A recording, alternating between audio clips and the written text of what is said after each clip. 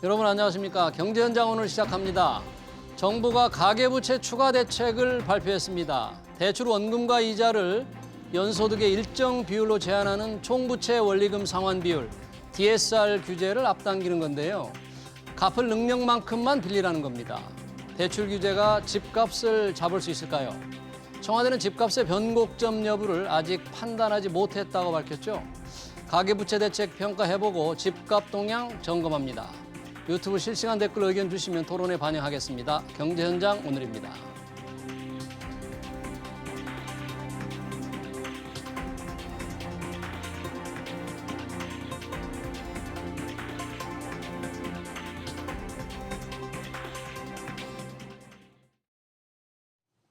네, 가계부채 대책 평가해보고 집값 동향 점검하기 위해서 두 분 모셨습니다. 신세돈 숙명여대 경제학과 명예교수 그리고 고종환 한국자산관리연구원장입니다. 어서 오십시오. 반갑습니다. 네, 안녕하십니까. 네, 자, 이 정부의 가계부채 대책 그동안 워낙 말이 많았고 이 부동산 시장에 어떤 영향을 미칠까 관심도 높았는데 오늘 발표됐습니다.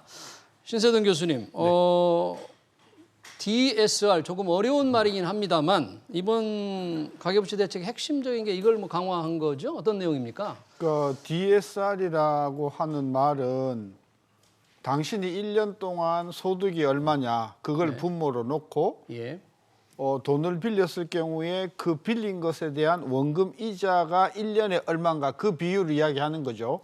이게 높을수록 자기 소득에 비해서 많은 돈을 빌려서 갚아야 되는 부담이 크니까 이게 부도가 날 가능성이 높잖아요. 그래서 정부가 그걸 아주 낮추어서 돈을 좀 적게 빌려서 원리금 상환 부담을 적게 하자 그런 목적으로 DSR을 낮추기로 했는데 원래 4월 달에 발표에서는 다 내후년에 하려고 그러니까 내년 7월, 내후년 7월 이렇게 하려고 했던 거를 오늘 발표를 보니까 땡겨서 바로 내년 1월서부터 이제 한다는 게 들어가 있고 그다음에 뭐 그 내년서부터는 2억 이상만 대출을 받아도 이 DSR 이걸 따지겠다는 거거든요. 그러니까 한마디로 말해서 내년 1월서부터는 돈 빌리기가 굉장히 어려워진다.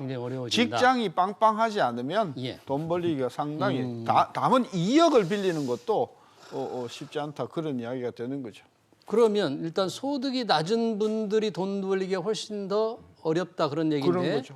이번에는 은행만이 아니고 이금융권도 이런 DSR 규제가 까다롭게 지금 더 낮아진 거죠? 전에는 뭐 지금도 그렇긴 하지만 전에는 제1금융권 은행 중심으로 하니까 사람들이 자꾸 이금융에 가서 돈을 빌리는 거예요.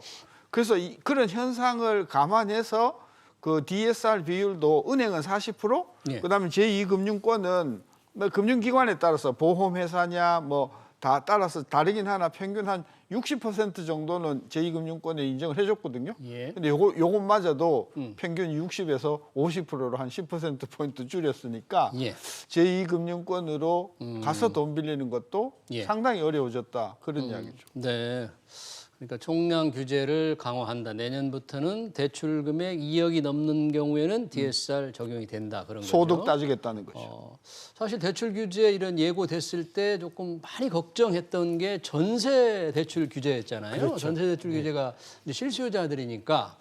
그래서 요번에는 전세 대출은 총량 규제, DSR 총량 규제에서 빠지게 됐는데 그래도 조금 까다로운 규정은 계속 있는 거죠. 그렇죠. 우선 뭐 신 교수님께서 워낙 잘 설명을 해주셔서 우선 이제 부동산 시장을 놓고 보면 저는 개인적으로 이제 두 가지 결론을 좀 먼저 말씀을 드리고 싶은데요. 뭐 그래도 이번에 전세 대출은 총량 규제에서 빠지고 이게 또 한도 규제, 이렇게 개인별 차주별에서도 이제 DSR이 적용이 된다고 하더라도 여기에 빠진 점은 그러나 이제 다행이다 이렇게 생각합니다.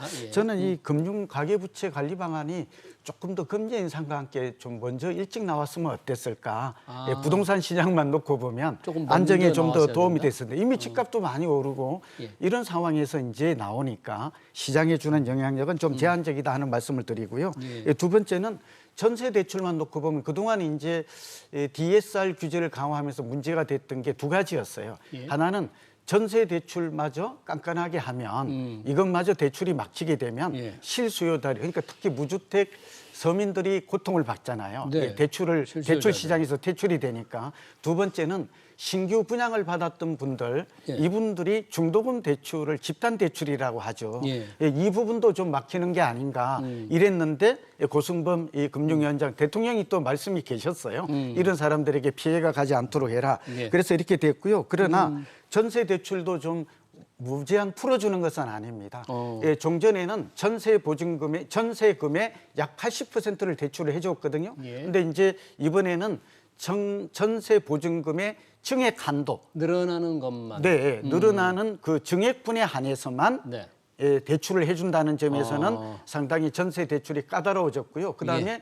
전세 보증보험도 상당히 까다로웠다는 점에서 전세 대출도 깐깐해졌다라는 깐깐해진다. 점을 좀 알 수가 있습니다. 그리고 저는 이 예. 시장에 미치는 영향을 잠깐 먼저 말씀을 드리면 네. 매매 시장에는 이 대출 규제 강화가 예. 수요 감소로 인해서 거래 감소, 가격 하락 압력으로 작용할 수는 있어요. 매매 바로 시장 가격 매매 하락 시장에서는 압력. 아무래도 돈을 빌려서 주택을 매입하거나 부동산 투자하는 사람 줄어들겠죠. 조금 이따 여쭤보려고 그랬는데 답을 벌써 가르쳐 주네요. 예. 가락하게 압력. 네, 매매 그런데 시장. 전세와 관련해서 말씀을 드리고자 해요. 네. 그런데 이것도 매매 가격에 바로 하방 압력으로 작용하기는 쉽지 않아요. 그게 지금 전세에 관련해서 말씀드린 건데 예. 왜냐하면 집을 못 사면 이 전월세 수요는 또 증가해요. 임대차 수요는. 예. 그러니까 이 주택은 필수 재화이기 때문에 자가냐 차가냐로 나눌 수 있고 예. 임대차 수요는 오히려 네. 증가해요. 그러니까 전세 가격이 오르면 매매 가격인 집값도 오를 가능성이 높다는 측면에서 이번 대책의 부동산 시장에 미치는 영향력은 상당히 제한적이다 하는 말씀을 드립니다. 알겠습니다. 뭐 우선 우리 고종환 원장이 부동산 전문가니까 매매 시장은 하방 압력으로 작용을 한다. 그러나 집을 안 사기 때문에 전세 수요자가 들어서 전세값이 올라가서 매매 시장의 하방 압력도 좀 제한적일 것이다. 네, 이렇게 왜냐하면 요약할 수 공급의 있겠네요. 변화가 없고 공급이 부족한 상황에서는 그런 현상이 더욱 두드러질 수 있습니다. 신 교수님, 그러면 먼저 이제 부동산 시장 영향을 말씀해 주셨는데 이 정도 DSR 규제 이렇게 규제를 하면 돈 빌리는 게 얼마나 정말 많이 줄게 될까요? 빌리는 사람들? 일단은 예. 실제로 굉장히 많이 주는 거는 내년부터일 거라고 보는 거죠. 그렇죠. 내년 1월서부터 이제 2억 이상 대출이 되는 사람은 개인별 DSR을 조사해서 까다롭게 대출을 하겠다고 하니까 내년부터는 대출 받기가 매우 이제 힘들어질 것이고요. 예.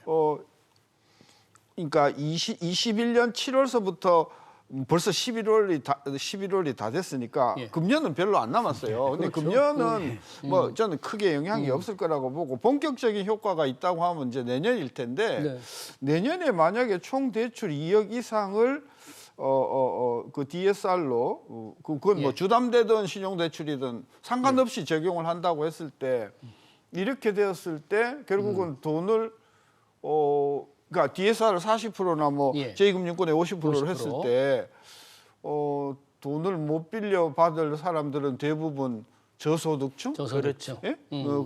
이럴 거란 말이에요. 예. 근데 이쪽에서는 대출 수요가 많이 그러니까 대출을 예. 못 받으면서 예, 예. 줄어들 거라고 보는데 정부 발표에 의하면 예.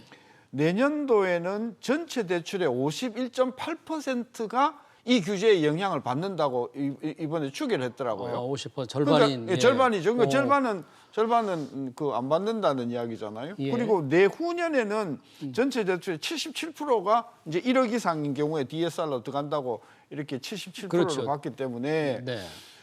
대출 효과가 본격적으로 나타나는 것은 아마도 내후년이 될 것이고 내년에도 있긴 있겠으나 대출 규모가 얼마나 줄 것인가. 저는 우리나라 대출이요 보기보다는 그 탄탄해요. 탄탄해요. 탄탄하다는 말 대출이 뜻은 위험해서 뭐냐면 이런 정책이 나온 거 아니에요? 뭐냐면은 예. 그 전체 대출을 100으로 놨을 때 예. 진짜 갚을 능력이 되는 사람들의 비중을 보니까 76%예요. 76%가 그다음에 금융 부채를 100으로 놨을 때 금융 자산이 220이에요. 부채보다도 자산이 훨씬 많아요. 그다음 세 번째로 지금 우리나라의 평균 LTV 비율이 43%예요. 네. 2008년도 금융위기가 났을 때 미국의 LTV율은 뭐 그죠? 막 90%, 95%, 100% 초과까지 해줬잖아요. 그거에 예. 비하면 우리나라 부채는 이 가계 부채는 굉장히 탄탄한 거기 때문에 그러니까 좀 시청자들이 조금 헷갈릴 것 같은데 요약하자면 정부는 이게 가계부채가 심각하다고 대책을 내놓았지만 신 교수님이 보시기에는 네. 비교적 잘 관리가 되고 있다. 네. 우린 가계 빚만이 아니라 부채도 꽤 자산도 꽤 많다. 그렇죠. 그 왜 이런 대책을 내놨을까요? 그러니까요. 그게 수수께끼예요. 수수께끼고 아까 그 질문 굉장히 중요한 질문이세요. 이번에 규제로 인해서 가계 부채가 얼마나 자제가 될까, 네. 얼마나 억제가 될까. 제 포인트는 그동안의 가계 부채가 숫자가 많이 늘어난 것 같아도 금융기관들이 얼마나 깐깐한 사람들이겠어요. 따지고 해서 안 뜯길 것 같으니까 빌려준 게 10% 증가한 것이거든요. 네. 그런 관점에서 보면은 이렇게 규제를 깐깐하게 한다 하더라도 네. 그 조건을 만족하면서 돈을 빌릴 사람들은 여전히 많다. 저는 그래서 정리하면 이걸로 대출, 가계 대출의 증가세가 몰라요. 뭐 10% 증가하던 게 한 9%로 이렇게 조금 떨어질 수는 있을지 몰라도 네. 정부가 기대하는 획기적인 4%, 5%대로 가계 부채를 저는 불가능하다고 봅니다. 정부는 내년에 가계대출 증가율 목표치를 4%에서 한 5% 정도로 관리하겠다. 네. 이렇게 발표를 했는데 불가능할 것 같다. 거의 불가능할 것 같습니다. 그래요. 이 경우에는 가능해요. 뭐냐면 퍼펙트 스톰이 오는 거예요. 퍼펙트 네. 우리나라 지난 20년의 가계부채 증가율을 보면은요, 네. 4%대로 떨어진 해가 딱 한 해 있어요. 네. 그게 언제냐? 금융위기가 났던 해예요. 그때만 4%였다. 그래서 예. 지금 우리 신 교수님은 우리나라 빚 가계대출 빚이 절대 규모는 많지만 자산도 많다. 네, 그러니까 부채의 질이 그렇게 나쁘지 않다. 그런 말씀이시죠. 그런 거죠. 근데 저는 조금 다른 측면을 네. 한번 보는데요. 뭐 다른 이견이라기보다 이제 예. 저는 정부의 입장을 조금 이해합니다. 그러니까 가계부채 증가 속도가 너무 빠르고 또 GDP 속도가. 대비해서 보면 거의 104%를 넘어서고 있거든요. 예. 가계부채가 이제 1,800조를 넘어섰죠. 예. 이런 상황은 너무 가파르고 또 자칫하다가 우리 교수님 말씀하신 것처럼 우리 경제 위기가 온다든지 이렇게 되면 굉장히 심각한 위험에 빠질 수도 있다. 예. 그게 또 이 돈들이 어디로 갔나 봤더니 주로 주담대에서 부동산으로 많이 간 거거든요. 네. 그렇게 되다 보니까 결국 주식시장, 주택시장이 자산시장이라고 하죠. 이게 과열되어 있고 저는 뭐 개인적으로는 국토연구원도 같던데요. 예. 살펴보니까 집값이 문재인 정부 들어서 특히 많이 올랐지만 예. 그 이전부터 한 6, 7년 올랐잖아요. 네. 그러니까 버블을 좀 거품의 정도를 측정을 했더니 예. 이 전국적으로는 이제 버블이 그렇게 많지는 않아요. 전국적으로. 고점 국면인데 사실은 세종이나 서울, 특히 강남 같은 경우에는 예. 10 내지 20%, 또 많게는 한 20 내지 30% 정도 이 한국은행과 국토연구원과 제가 몸담고 있는 연구원이 각각 조사했습니다만 결과는 같아요. 버블로 본다. 버블이. 그래서 그런 측면에서 지금 정부가 이렇게 가계부채 속도 조절 관리 방안을 하는 것은 좀 바람직하다. 어쩌면 좀 집값만 놓고 보면 좀 늦은 점도 있지 않는가. 뭐 그런 생각을 해봅니다. 근데 집값이 워낙 빨리 올랐기 때문에 빚을 낼 수밖에 없었고 더 오를까 봐 또 자산이 없는 분들은 또 돈을 빌려서라도 살 수밖에 없었는데 네, 제가 여기서 예. 한 가지 좀 덧붙이고 싶은 게 부동산 시장에 주는 영향은 그런데 우리 시청자분들이 좀 도움이 될 것 같아요. 예. 그러니까 시장에 주는 영향력은 이 자체로 해서 아주 급격하고 직접적이지는 않아요. 제한적일 것. 예. 그러니까 매매 시장과 전세 시장이 주는 영향력이 좀 다르고 예. 이게 좀 다른 경로로 좀 복잡하죠. 굉장히 예. 좀 복잡하게. 복잡해서 또 특히나 부동산은 특히 그렇다고 볼 수 있는데요. 예. 두 가지인데요. 하나는 대출 규제가 15억 원 이상은 지금도 대출을 안 해줘요. 돈 안 빌려주죠. 그렇죠. 그러니까 강남이나 이렇게 서울의 고가주택 같은 경우에는 영향력이 크게 미치지를 않아요. 이 대출 어차피 때문에 돈을 안 빌려주는데. 지금까지도 안 했어요. 예. 그런데 이제 소위 지역과 가격대별로 다른데 예. 지역적으로는 뭐 지방이나 그러니까 이 서울의 강남이나 마용성관과 같은 고가 주택은 영향이 제한적이다. 거의 무풍이다 이렇게 볼 수 있고요. 이번 무풍이다. 그 대신 가격대별로 보면 예. 지금 아까 신 교수님 말씀 중에 계셨습니다만 예. 지금까지는 DSR이 6억 원, 규제 지역에 6억 원을 초과하는 주택과 네. 1억 원을 넘는 신용대출에 대해서 DSR이 적용이 됐거든요. 적용되는데. 그걸 본데 이게 이제 앞으로 내년 1월 1일부터는 이제 총 대출액이 2억 원, 내년 7월부터는 1억 원 이렇게 네. 굉장히 강화된다는 거잖아요.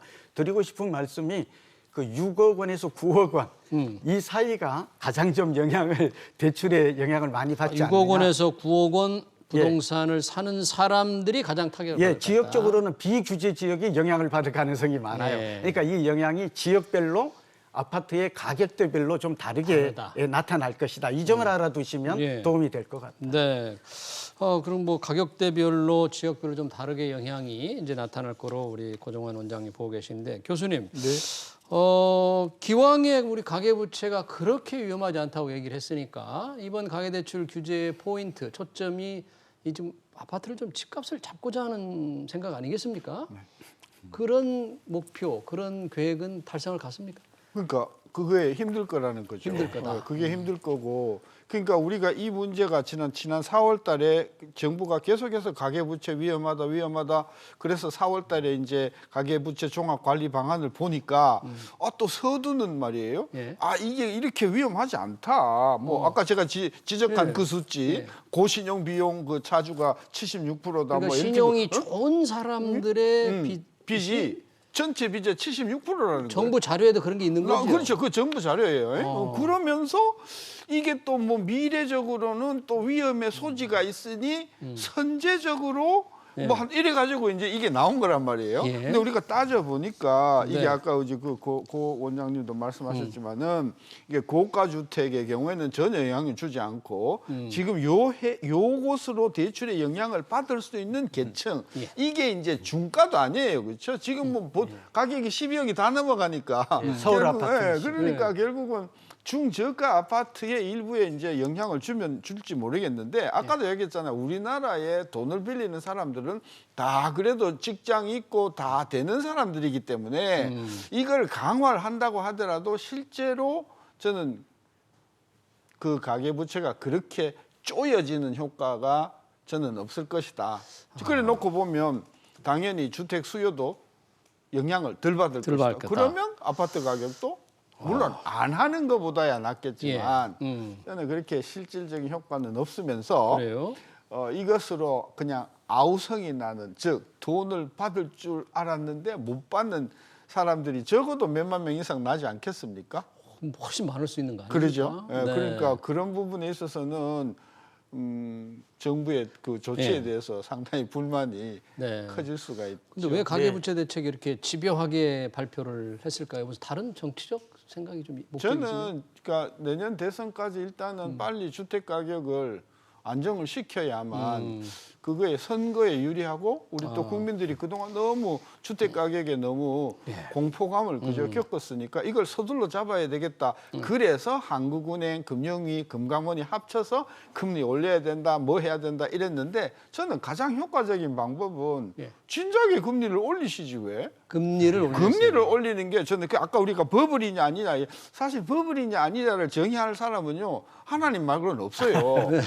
그래서 이런 터져봐야 아니까. 그렇죠. 네. 이런 방법보다는 저는 그러면 금리를 올린다 해서 8월 달에 올렸지만 저는 10월 달에 올렸고 또 보다 필요하면 11월 달에 올리고 이제 금리를 통해서 돈을 빌리는 것이 점점 좀 힘들게 만들어주는 것이 가장 경제적인 방법이었는데 그건 계속해서 카드를 냅두는 것이 좀 아쉽다는 거죠. 네.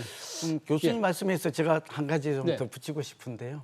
사실은 저는 금리 인상을 한 것은 바람직하지만 사실은 이 금리를 인상하려면 이주일 한국은행 존재도 좀 진작 올려야 됐어요. 계속 예고만 하고. 진작 올려야 왜냐하면 0.25%포인트 올랐는데 사실은 대출 금리는 저도 대출이 있거든요.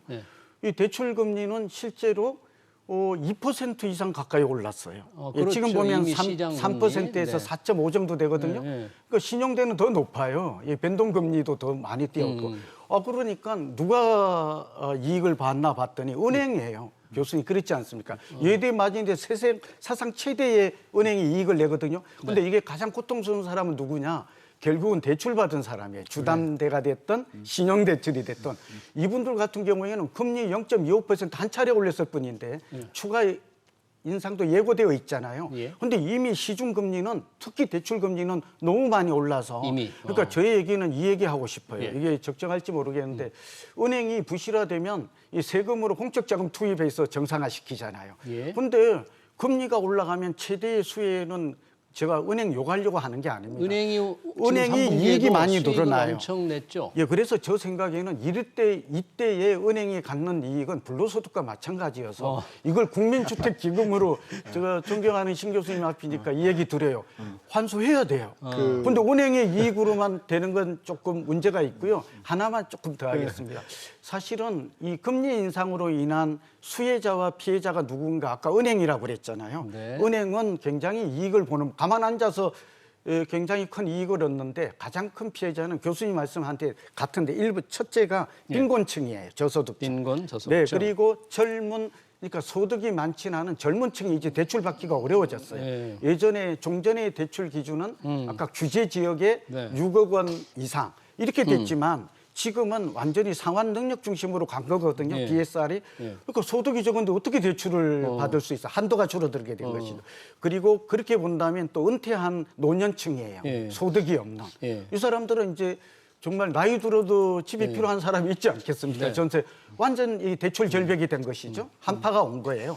그런 면에서 정부도 이번에 이것만 할 게 아니라 공급 대책을 한다든지 세제. 그러니까 또 제가 하나 덧붙이면 소위 말하면 양도세 완화 같은 그 다주택자들이 매물을 내어놓지 않으면 절대 집값은 안 내립니다. 그러니까 수요는 감소하지만 그래서 실질적인 이 금융 대책 이번에 대출 한도만 의존할 게 아니라 실질적인 공급 대책과 또 세제 대책 이런 것들을 종합적으로 낼 필요가 있다는 말씀을 드립니다. 네.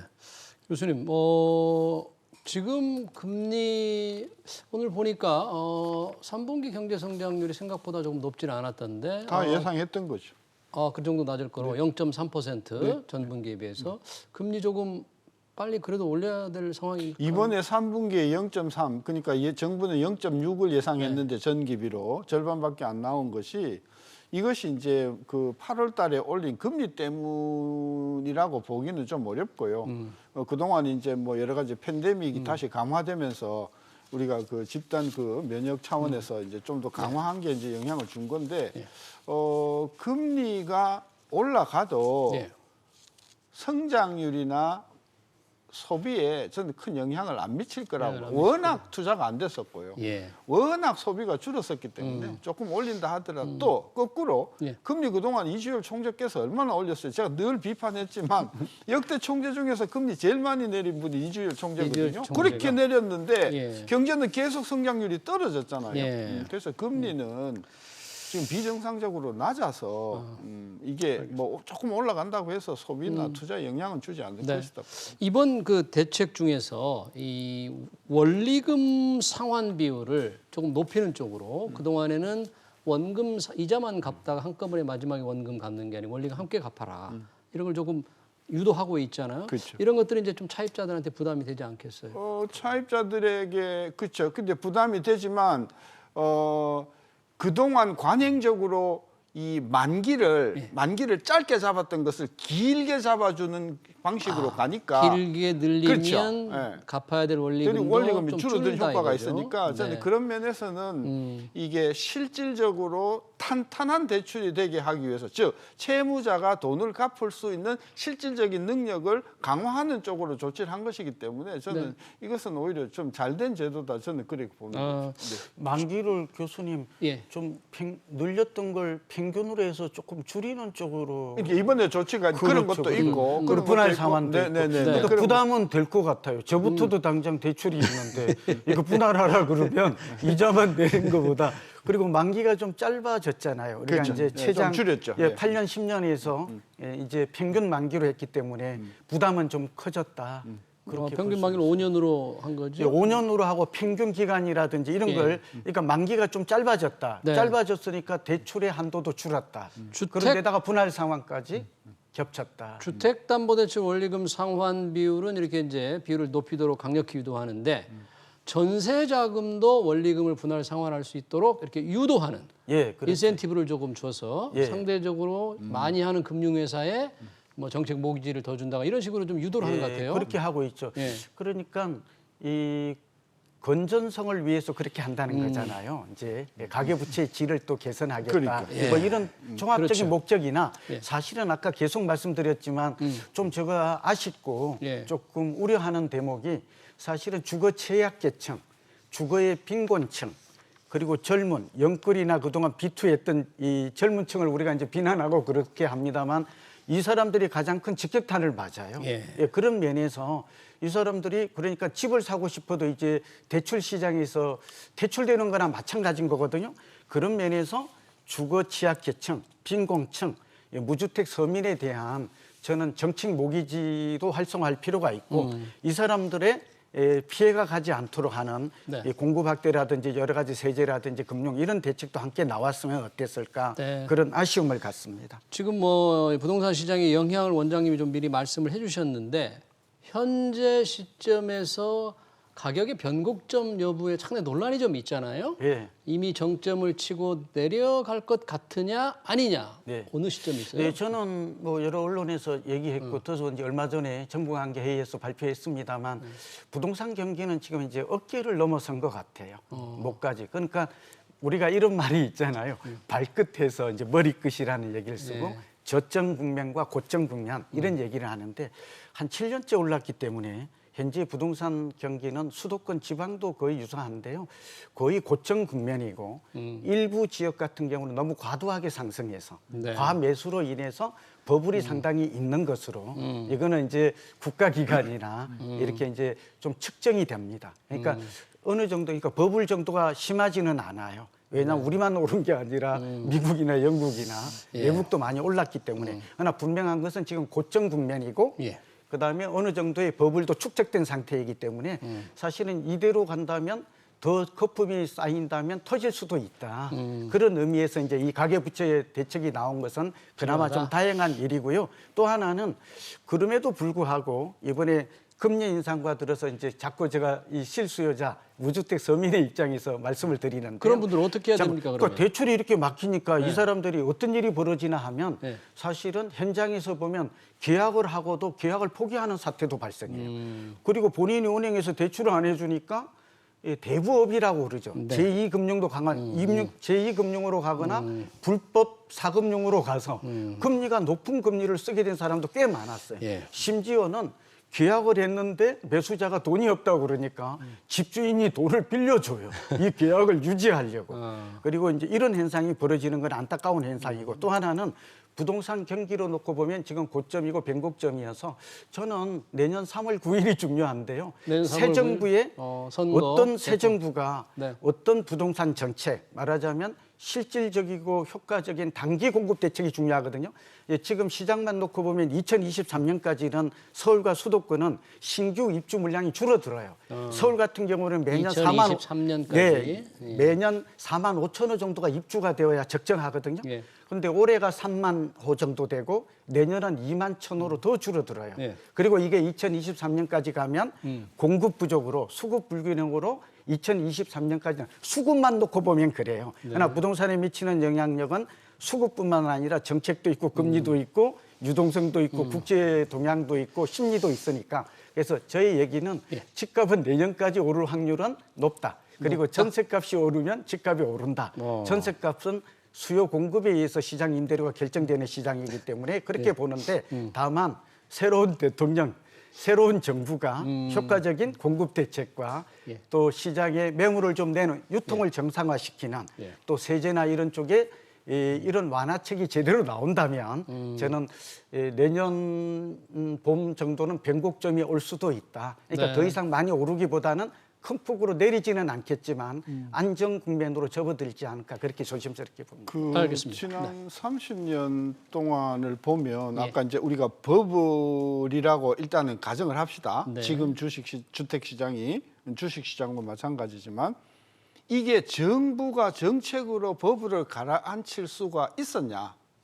없었다고 보는 거예요. 정책으로는 못한다. 못했을 그거를 정책으로 정말 버블을 가라앉힐 정도가 되려면은 예. 기준금리를 최소한 예를 들면 지금 0.75에서 뭐 3으로 올리든지 그다음에 대출을 완전히 줄이든지 이런 게 불가능하잖아요. 네, 그건 안 되죠. 결국은 부동산 시장이 잡힌 것을 보면은 과거가 전부 다 예상치 못했던 위기가 온 거예요. 2008년 금융위기 그랬죠. 네. 그다음에 IMF 그랬죠. 그리고 2003년 4년에 카드 대란이 그랬죠. 그러니까 상상치도 못했던 실물 경제가 위기가 오면서 직장이 잘리고 그러다 보니까 아파트를 내놔야만 내놔야 돼요. 되고. 이러한 피치 못할 위기에 의해서 부동산 집값이 가격이 안정됐지. 잡힌 경우가 지난 80년 이후에 거의 다 그랬다. 저는 그런 차원에서 예. 이 버블이 잡히려면 그런 어떤 그 경제적인 외부의 어떤 충격 아니고 아니면 정책으로는 외부의 돌발악재. 쉽지 않다. 악재가 아니면 이거 그런 게. 사람들이 다 주택 가격은 절대로 안 빠진다고 보기 때문에 무슨 수를 써서라도 돈을 빌려서 사겠다 이런 심리가 강하지 근데 않나요? 계속 이렇게까지 계속 오르는 것은 또 집값을 집을 준비하는 분들한테는 워낙 그렇죠. 절망적이니까 바람직하게 좀 안정이 돼야 될 텐데. 네. 어, 제가 이번- 네. 그래서 그 방면 전략에 관해서 조금 중요한 말씀 하나만 네, 짧게 짧게 하겠습니다. 감사합니다. 하나는 지금 무주택자분들이 가장 고민이 많을 텐데요. 네. 무주택자들은 지금 현재 고점 상태에서 무리하게 대출받아서 기존 주택을 사는 것은 좀 위험해 보입니다. 지금 무주택자는 그래서 좀 위험하고. 신규 청약 분양을 노리는 게 좋겠고요. 예. 한 가지 최근에 이제 다주택자들 상당히 많은데 예. 고민이 많은데 다주택자들 같은 경우는 시장의 상황이 좀 바뀌잖아요. 예. 금리도 오르고 말하자면 대출도 규제도 강화되고 있는 시점을 감안하면 오히려 저는 조금 줄이는 전략이 지금 시장의 상황과 조건에 따른 맞춤형 전략이 아닐까 다주택자는 그렇게 줄이고. 조언을 하고 싶습니다. 알겠습니다. 이 가계부채 대책에 이어서 주택 시장에 따른 전략까지 잘 들었습니다. 지금까지 고정환 한국자산관리연구원장 그리고 신세돈 숙명여대 경제학과 명예교수였습니다. 두 분 고맙습니다. 네, 감사합니다. 네.